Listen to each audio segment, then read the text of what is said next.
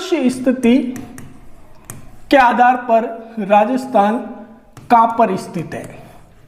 अक्षांशीय स्थिति के आधार पर राजस्थान की स्थिति के बारे में चर्चा कर रहे हैं अपन। तो देखो ध्यान से देखना आप ग्लोब को, इसके द्वारा अपन इस प्रश्न को सॉल्व करेंगे। अक्षांशीय स्थिति के आधार पर राजस्थान कहाँ स्थित है? तो ध्यान से देखो, इसको बड़ा कर देता हूं मैं थोड़ा।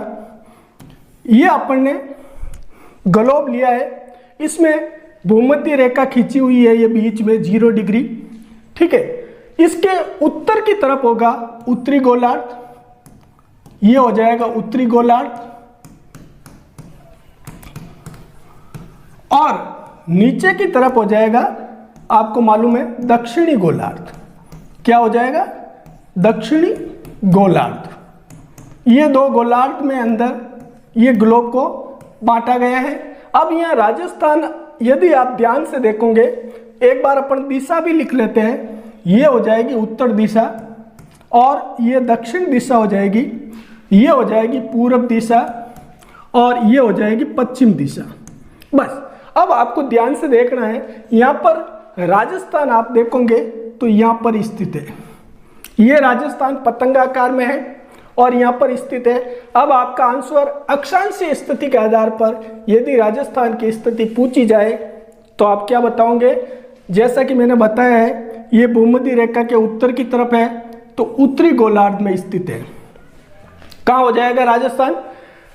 राजस्थान अक्षांशीय स्थिति के आधार पर उत्तरी गोलार्ध में स्थित है।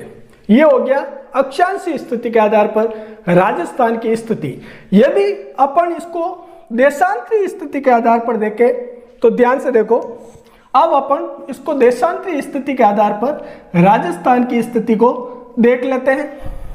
तो ध्यान से देखना, यहां पर 0 डिग्री देशांतर से दो भागों में ग्लोब को बांटा गया, वो के वो, ये उत्तर दिशा, ये दक्षिण दिशा, ये हो जाएगी पश्चिम दिशा, और ये हो जाएगी पूर्व दिशा।